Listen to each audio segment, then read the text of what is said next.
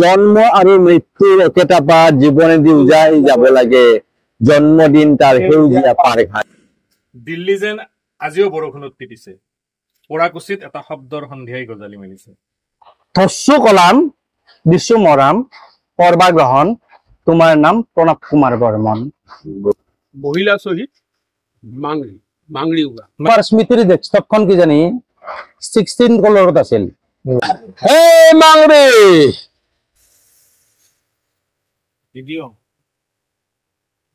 নমস্কাৰ, মই দিগন্ত মিশ্ৰ আৰু আপোনালোকক স্বাগতম জনাইছো এটি নতুন ভিডিঅ'লৈ। আজি আমি উপস্থিত আছো পৰাকুচিত, নলবাৰীৰ একেবাৰে চহৰৰ কাষতে এখন ঠাইত। আৰু আজি এটা বিশেষ দিন। এই দিনটোত আমাৰ আটাইৰে পৰিচিত জনপ্ৰিয় কবি, উপন্যাসিক আৰু প্ৰকৃতিপ্ৰেমী প্ৰণৱ কুমাৰ বৰ্মনৰ আজি জন্মদিন। আৰু এই উপজা দিনটোত আমি ইয়াতে লগ হৈছো অকণমান কথা পাতিম বুলি। মোৰ লগত নলবাৰীৰ বহুত মানুহ উপস্থিত আছে। মই আৰম্ভ কৰিব বিচাৰিছো সুজিত শৰ্মাৰ পৰা। অভিনেতা সুজিত শৰ্মা আমাৰ মাজত উপস্থিত আছে। নমস্কাৰ।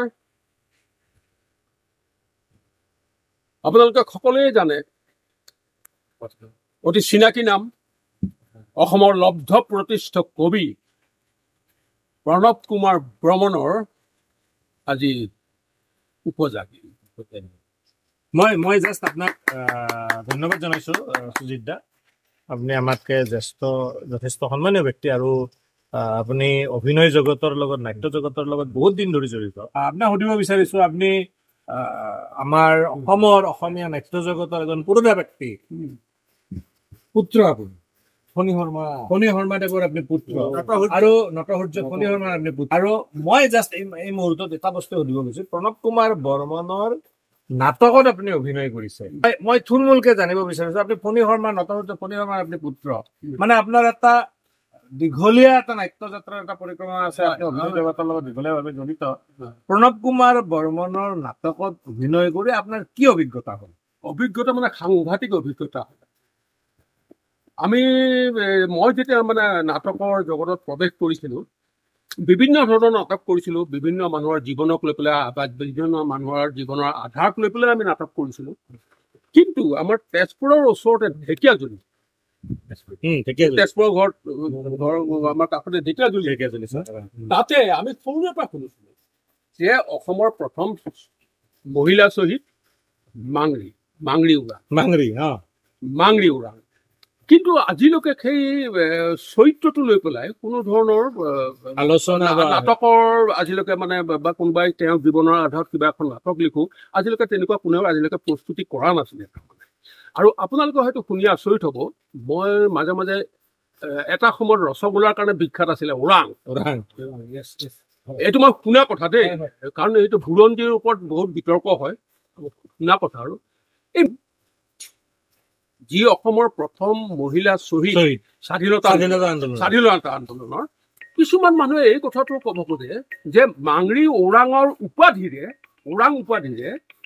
ওৰাং চহৰখন হৈছে ওৰাং আমাৰ যিটো আমাৰ অসমৰ ৰসগোল্লাৰ কাৰণে বিখ্যাত। সেই কথাটো বহুতে কয় যে তেনেকুৱা এগৰাকী মহিলাক আমি ভাবিয়ে থাকো, আমি অভিনয় কৰোহে, আমিতো নাটক নিলিখো। এই চৰিত্ৰটো যদি কোনোবা কেতিয়াবা কৰিব পৰা সৃষ্টি কৰিব পৰা গ'লেহেঁতেন, মই কেতিয়াবা ভাবো দেই, যিহেতু মই নাটকৰ লগত জড়িত মানুহ। তাৰপিছত কি হ'ল জানো, কেনেকে সংযোগ হ'ল, আহি অদ্ভুত ধৰণৰ মোৰ চিন্তাধাৰাটো মানে কেতিয়াবা ভাবি থকা চিন্তাধাৰাটো হঠাৎ আহি তাৰমানে সফলতাৰ স্থানত থিয়। আমি সুজিতাক ধন্যবাদ জনাইছো। প্ৰণৱ আছে, কেমেৰাটো মই লৈ ললো, ভৱেশ আছে এইফালে দূৰত। প্ৰণৱ কুমাৰ বৰ্মনৰ প্ৰথম পৰিচয়টোৱে হৈছে কবি হিচাপে। আৰু এই মুহূৰ্তত মই বাৰু কবিতা তেনেকে মাতিব নোৱাৰো। তথাপি আমাৰ মাজত কবিতা মাতিবলৈ প্ৰণৱ কুমাৰ বৰ্মনটো আছে। আমি প্ৰণৱ কুমাৰ বৰ্মনৰ কবিতা শুনিম। ৰিপুঞ্জয় আছে, ইফালে ভৱেশ আছে। আমাৰ মাজত উপস্থিত আছে গহপুৰৰ পৰা ৰিপুঞ্জয় বৰা, তেখেত অভিযন্তা, বিভিন্ন ঠাইত কাম কৰাৰ অভিজ্ঞতা আছে। মই আপোনাক অনুৰোধ জনাইছো এটি কবিতা পাঠ কৰিবৰ কাৰণে। লোকক বৈ বৈ পগলা ৰাতি, কেৰাচিন চাকিৰ ধিম ধিম খলিতাত পোহৰৰ অনৰ্থক সমাৰোহ জাগে। সুন্দৰ। নৈ শুকাই শুকান পাঠ কৰে যুগমতাৰে হাত ধৰি পাৰ হোৱা শাকুত ভৰি মোৰ খোজে প্ৰতি কপে হঠাৎ সামৰিব লগা বকুল বিলাস সিপাৰৰ এটা ফেঁচাৰ আহ্বান পানী জুৱলিত পাৰ হোৱা সাপ এডালৰ চক্ৰ চকু হাঁহিবোৰ কাগজৰ ফুল আছিল সকলো কাগজেই আচলতে প্ৰকৃততে হাঁহিবোৰ কাগজৰ ফুল আছিল সকলো কাগজেই আছিল প্ৰকৃততে চিঠিবোৰ মাৰ্কশ্বিটবোৰ কাগজৰ নাও অথবা চিলা এয়া আছিল ৰিপুঞ্জয় বৰা তেখেতৰ গহপুৰত ঘৰ আৰু গহপুৰ আৰু নলবাৰীৰ এটা স্বাধীনতা আন্দোলনৰ সময়ৰ পৰা এটা খুব আত্মিক সম্পৰ্ক আছে গহপুৰ আৰু নলবাৰী তো ৰিপুঞ্জয় বৰা আজি প্ৰণৱ কুমাৰ মুকুন্দ কাকতিৰ দিনৰ পৰা আৰু কনকলতাৰ দিনৰ পৰাই আমাৰ এটা সম্পৰ্ক আছে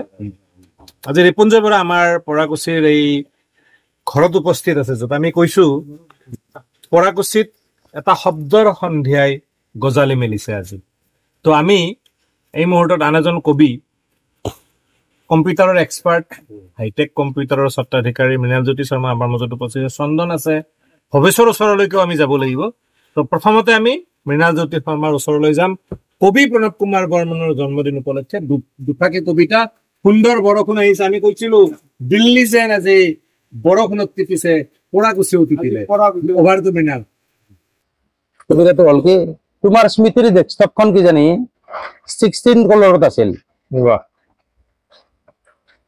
তোমাৰ স্মৃতিৰ ডেস্কটপখন কি জানি 16 কলৰত আছিল সেইবাবে ধুৱলি কুঁৱলী দেখিছা সকলোবোৰ এবাৰ 32 বিট কলৰ কৰি চোৱাচোন সকলোবোৰ স্পষ্টকৈ দেখা পাবা তোমাৰ বুকুৰ গভীৰতাত সাগৰৰ পানীত সেউজীয়া ৰং সানি ৱেব ডিজাইন কৰিছিলো মই তুমিয়ে কিয় বা জানা হালধীয়া ৰং ভাল পোৱা তুমি বিনা বিজুলীত চলা ইউপিএছৰ আৰ্তনাদ এবাৰ প্ৰেৰণাৰ উৎস হৈ চোৱাচোন কেনেদৰে জ্বলি উঠিব ইউপিএছৰ প্ৰতিটো বৰ সেউজীয়া হৈ আৰু কেনেদৰে ডিজাইনিং কৰো মই তোমাৰ জীৱনৰ এবিটা সেউজীয়া তুলিকাৰে সুন্দৰ আমি মৃণাল শৰ্মাৰ কবিতা শুনিলো সুজিত দায়ে দুআষাৰ আমাক কথা কলে গহপুৰৰ পৰা ৰিপুঞ্জয় বৰা আমাৰ মাজত আছে তেখেতৰ চন্দন নাথ আছে আমাৰ মাজত আমি মই ননীগোপাল বৰ্মনক অনুৰোধ জনাইছো অকমান কেমেৰাটো চন্দনৰ নাথৰ ফালে লৈ যাব চন্দনে এটা এই মুহূৰ্তত লিখা কবিতা আমাক শুনাব চন্দন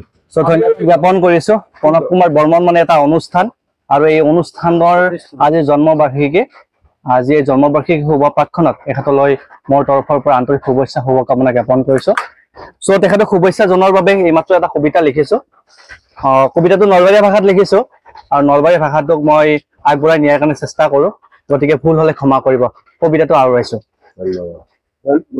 পাগলাপাৰৰ কবি প্ৰণৱ কুমাৰ বৰ্মন ধস্যু কলাম দিছো মৰাম কৰবা গ্ৰহণ তোমাৰ নাম প্ৰণৱ কুমাৰ বৰ্মন পাগলাপাৰৰ পাৰাগুচিত তোমাৰ জন্ম জন্মিয়ে তুমি লিখছ সন্দিকৈ কলেজৰ তুমি সাগৰিকা বৰদলৈৰ দৰে বুকু ফালি যোৱা কবিতা নলবেইৰা তুমি বকাৰ গন্ধত লিখছা একমাখান কবিতা কলমৰ কবত বহি ভৰ্তি হচি নলবেইৰা বুলি পঢ়কলৈ গৌৰৱ কৰবা ধৰছে হাই ৰে হাই কি দেখছো তোমাৰ আতাহত ওলাই আহে একমাখান মানুহ কলমৰে লিখি কথাৰে বাগৰে বান্ধি ৰাখছ সকলোকে নাম তোমাৰ প্ৰণৱ কুমাৰ বৰ্মন পাহাৰৰ চৰাই জংঘলৰ গাছ মাতে তোমাক নিজৰ বুলি প্ৰকৃতিৰ দৰ্শন শুনি ৰসফানৰ তুমি নাম তোমাৰ প্ৰণৱ কুমাৰ বৰ্মন আজি তুমি জন্মিছিলা তোমাৰ নাম তোমাৰ জন্ম আমাৰ সৌভাগ্য নাম তোমাৰ প্ৰণৱ কুমাৰ বৰ্মন যিয়ে থাকক লিখি থাকক কলমত কবি কবি কলমত পাতত কবি মনত কবি মুঠৰ ওপৰত তুমি বুকুৰ ভিতৰত থকা কবি তোমাৰ কান্ধত আছে মস্ত ভাৰ তুমি কবি প্ৰণৱ কুমাৰ বৰ্মন তুমি কবি প্ৰণৱ কুমাৰ বৰ্মন তুমি কবি প্ৰণৱ কুমাৰ বৰ্মন তো চন্দন নাথক আমি বহুত বহুত ধন্যবাদ জনাই ইমান ধুনীয়া এটা কবিতা মুহূৰ্ততে লিখি আমাক শুনালে খুব ভাল লাগিছে সুজিতা কি কৰে খুব ভাল লাগিছে আকৌ আন এজন ভাতৃ আমাৰ মাজত উপস্থিত আছে অভিনেতা ভৱেশ কলিতা মই ভৱেশ কলিতালৈকে যাম ভৱেশ কলিতা এটা আমাক নমস্কাৰ আজি এটা বিশেষ দিন সেই বিশেষ দিনটোত আমি আটাইয়ে লগ হৈছো আমাৰ জনপ্ৰিয় কবি প্ৰণৱ কুমাৰ বৰ্মনৰ চাংঘৰত আৰু যিহেতুকে তেওঁ প্ৰকৃত প্ৰেমী আৰু আজি বৰষুণ জগত দিছে সেই সময়তে মই এটা স্তৱক কৈছো, নৈকতাৰ বৰষুণ জাক যেতিয়া আমাৰ বুকুত বলিবলৈ আৰম্ভ কৰে, নৈকতাৰ ধুমুহা বৰষুণ জাক যেতিয়া আমাৰ বুকুত বলিবলৈ আৰম্ভ কৰে, কোন হে স্ব অভিমানী যি সহানুভূতি আশা নকৰে ঠিক আমাৰ দৰে। ধন্যবাদ। আচলতে প্ৰণৱ কুমাৰ বৰ্মনৰ একেবাৰে একান্ত সহযোগী সকলো কথাতে ভৱেশ থাকে আৰু ভৱেশে এটা খুব সুন্দৰ স্তৱক এটা কবিতাৰ মাটি তাকে পালো পাবা লগাৰ কাৰণে আহিছো। কোনোবাই কিবা কৈছে, কোনোবাই কিবা কৈছে, চবেইতো কবিতাই কৈ আছে। কবিতা বুলি কওঁতে তাইৰ নামটো মই বেয়া পাইছো। মই এটা কথাই কওঁ, আজি প্ৰণৱ বৰ্মৰ যিহেতুকে আজি শুভ জন্মদিন, যিহেতুকে কবি, মোৰ দেউতাৰ নামো কবি, গতিকে দেউতা কবি নাম হিচাপে কবি, তেখেতে লিখা আছে কবি। অশেষ ধন্যবাদ জনাইছো। সদায় কবিতা লিখি থাকক, সদায় ধুনীয়াকে তেখেতে গল্প নাটক কৰি থাকক, শুভেচ্ছা জনাইছো। আজিৰ এই সৃষ্টিয়ে আকৌ নতুনকৈ তেখেতে আকৌ আগবাঢ়ি যাওক, আমি তাকে শুভকামনা জনাইছো। গতিকে সঁচাকৈ বহুত ভাল লাগিছে। নাংগে বুলি ক'লে লাগিব। মাংৰি, এই মাংৰি, ফজিল ঘুমাই থাকিবি রে। আরে মুখে আরে ভীমকে 2 গিলাস মহুয়া দে তো। মাংরি, এই মাংরি, তুই স্কুল কাহে নাই যাচ্ছে? পড়াশোনা নাই করবি তো কেহু না পুষে। हमने तो पढ़ के নাই পারলি, लेकिन তোকে আমি ভালো মতো পড়াবো। পড়াশোনা করলে বড় মানুষ হবি। হ্যাঁ, বড় মানুষ হলে তুই ম্যাম সাহাব হবি। ম্যাম সাহাবি হবি রে মাংবি, ম্যাম বনবি।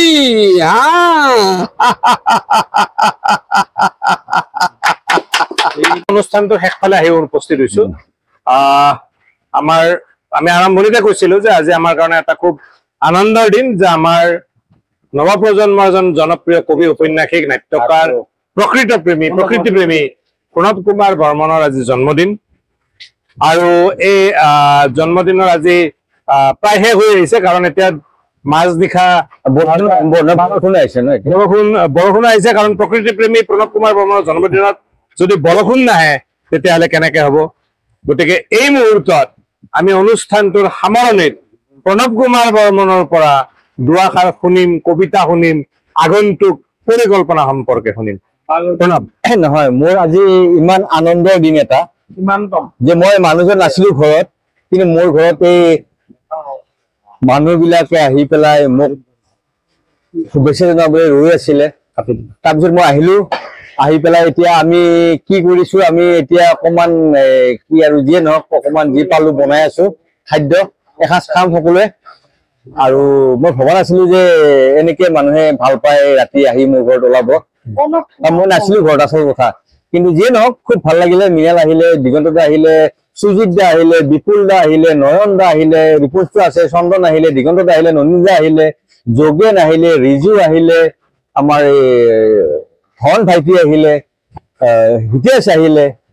গতিকে মোৰ কাৰণে খুব এটা মৰম, মানে আশীৰ্বাদৰ এটা দিন। সকলোৰে আশীৰ্বাদৰ মাজেৰে আপোনালোক যে আহিলে, সকলোকে হয়তো আজি আপ্যায়ন কৰিব নোৱাৰিলো, কাইলৈ কিন্তু আপ্যায়ন কৰিম। কাৰণ মোৰ বাৰ্থডে বুলি ক'লে, জন্মদিন বুলি ক'লে প্ৰায় 6-7 দিন চলিয়ে থাকে। গতিকে কাইলৈ কিন্তু মই আপ্যায়ন কৰিম সকলোকে। এই অকমান কিবাকে সৰুকে এটা আয়োজন কৰিছো, কাইলৈ কিন্তু অলপ ভাল লাগিব। কাইলৈ যোন আহিব বিচাৰে প্ৰণৱক বিল এটা হেপী বাৰ্থডে ক'ব, আহিব পাৰিব। পৰাকুচিত কালি প্ৰণৱ থাকিব, কিন্তু আমি সামৰণিটো আমি এনেকে কৰিব বিচৰা নাই। আমি যিহেতু অসমৰ এজন এনেকুৱা ধৰণৰ কবি আমাৰ মাজত উপস্থিত আছে, যাৰ জৰিয়তে বহুত আছে তেনেকুৱা ব্যক্তি, মই কোৱা নাই যে অকল প্ৰণৱ বুলিয়ে, জ্যেষ্ঠ বহুত আছে। আৰু মোৰ এটা বস্তু ভাল লাগিছে, মই দেখাও এটা এনেকুৱা বেয়া কথা লিখিছে, দিল্লী যেন আজি বৰষুণত তিতিছে। আৰু সঁচাকে বৰষুণ এতিয়া, এইটো একদম ডাঙৰ কথা। দিল্লী যেন আজি বৰষুণত তিতিছে আৰু আমাৰ ইয়াতে এতিয়া বৰষুণ। যিয়ে নহওক এইখন কিমান এটা মানে ভাল লগা উপহাৰ। মানে দিল্লী যেন আজি বৰষুণত তিতিছে বুলি কওঁতে উপহাৰত আজি আমি এটা ডাঙৰ কথা লিখিছো। আজি এই মধুময় দিনটো পাহৰক আপোনাৰ বাবে আগন্তুক 1000 কবিতাৰ দিন। বহুত ধুনীয়া উপহাৰ। অনাগত দিনত 1000 কবিতা লিখিব লাগিব। বৰ ধুনীয়া বৰ ধুনীয়া অৰ্থ আছে মানে এইখন আচলতে প্ৰণৱৰ যি সৃষ্টি তাক ৰিফ্লেক্ট কৰিছে এইখন আমি দিছো শাৰদ উৎসৱৰ ফালৰ পৰা ইয়াত গুৱাহাটী বিশ্ববিদ্যালয়ৰ কৃষ্ণচূড়া আছে আৰু ইয়াত প্ৰণৱৰ এখন জনপ্ৰিয় উপন্যাস দিল্লীৰ বৰষুণ আৰু কলকাতাৰ বেশ্যা ৰিফ্লেক্ট কৰিছে প্ৰণৱৰ কবিতা ৰিফ্লেক্ট কৰিছে সেইকাৰণে কৈছো যে আজি প্ৰণৱৰ জন্মদিনৰ দিনাও দিল্লী বৰষুণত তিতিছে নকৈ দেখিব নোৱাৰো ইয়াৰ মাজতে এই লাইনটো কৈ দিলো আপোনাৰ কলমত প্ৰাণ পাই উঠক সৃষ্টিৰ অলেখ প্ৰহেলিকা গতিকে সৃষ্টিৰ অলেখ প্ৰহেলিকা অনেক অনেক ধন্যবাদ আৰু জানিব মোৰ নলবাৰীৰ শুভাকাংক্ষীসকলক অনেক অনেক ধন্যবাদ যে আপোনালোক মই নাথাকোঁতে আহি মোৰ ঘৰত উপস্থিত হৈছে আৰু কাইলৈ কিন্তু মোৰ ঘৰত আকৌ উপস্থিত থাকিব লাগিব আৰু আমি এক মিনিট বহি দিয়া আমি এটা প্ৰণৱৰ পৰা এটা কবিতা এফাকি কবিতা হলেও আমি শুনি পেলাই জন্মক লৈ জন্ম আৰু মৃত্যুৰ একেটা বাট জন্ম আৰু মৃত্যুৰ একেটা বাট জীৱনেদি উজাই যাব লাগে জন্মদিন তাৰ সেউজীয়া পাৰঘাট জন্ম আৰু মৃত্যুৰ একেটাই বাট জীৱনেদি উজাই যাব লাগে জন্মদিন তাৰ সেউজীয়া পাৰঘাট আমি জীৱনেদি উজাই গৈ থাকিব লাগিব আৰু সকলোৱে আমি কুশল থাকিব লাগিব আৰু নম্বৰলৈকে আমি সকলোৱে যাতে এনেকে বিপুলাক লগ পাই থাকো সুজিতাক লগ পাই থাকো নয়নদাক লগ পাই থাকো হেৰিক লগ পাওঁ মিলন লগ পাওঁ চন্দনক লগ পাওঁ ভৱেশক লগ পাওঁ আমি যাতে বহুত দিন জীয়াই থাকিব পাৰো প্ৰণৱৰ এটা মাত্ৰ ৩-৪টা শব্দৰ এটা এফাকি কথাৰে আমাৰ আজিৰ এই যিটো অনুষ্ঠান কৰিলো এইটো সামৰণি পেলাব বিচাৰিছো আমি জীৱন জীয়া মানুহ আৰু পুৰাকুচিত মানে আমাৰ প্ৰিয় কবি মোৰ ভাতৃ প্ৰণৱ বৰ্মনৰ ঘৰত চাংঘৰত আজি আচলতে আমি উপস্থিত হৈছো দুটা কাৰ্যসূচী হ'ল চাংঘৰটো আনুষ্ঠানিকভাৱে উন্মোচন হৈ গ'ল আজি আৰু আজি প্ৰণৱৰ জন্মদিন তো এই জন্মদিনটোত আমি সুজিত দা আমি এনেকৈ আটাই লগ হৈছোঁ গতিকে আমি এটা শুভেচ্ছা দিওঁ বুলি ভাবিছোঁ আমাৰ শাৰদ উৎসৱ বুলি আমাৰ এটা হাইটেক কম্পিউটাৰ শাৰদ উৎসৱ বুলি আমাৰ এটা অনুষ্ঠান আছে আমি এটা সৰুকে আমি লিখি আনিছোঁ তাৰ আগতে মৃণাল শৰ্মাই আমাৰ এখন ফুলাম গামোচাৰে জন্মদিনৰ শুভেচ্ছা জনাব আৰু অকণমানকে আমি লিখি আনিছোঁ হাইটেক কম্পিউটাৰ শাৰদ উৎসৱ কবি ঔপন্যাসিক নাট্যকাৰ প্ৰকৃতিপ্ৰেমী মাননীয় প্ৰণৱ কুমাৰ বৰ্মনলৈ উপজা দিনৰ ওলগ 28 মে 2025 দিল্লী যেন আজিও বৰষুণত তিতিছে পুৰাকুচিত এটা শব্দৰ সন্ধিয়াই গজালি মেলিছে আজি এই মধুময় দিনটো হওক আপোনাৰ বাবে আগন্তুক হেজাৰ কবিতাৰ দিন আপোনাৰ কলমত প্ৰাণ পাই উঠক সৃষ্টিৰ অলেখ প্ৰহেলিকা দুখৰ বতাহতো উৰি থাকক আপোনাৰ হাঁহিৰ নিচান আপোনালৈ উপজা দিনৰ অলেখ শুভকামনা বহুত বহুত বহুত বহুত শুভেচ্ছা সুজিতা ধৰক অকমান আশীৰ্বাদ লাগিব বহুত বহুত শুভেচ্ছা মই লাষ্টত এটা গহপুৰৰ পৰা শুভেচ্ছা ৰিপুঞ্জয়ৰ পৰা এইটো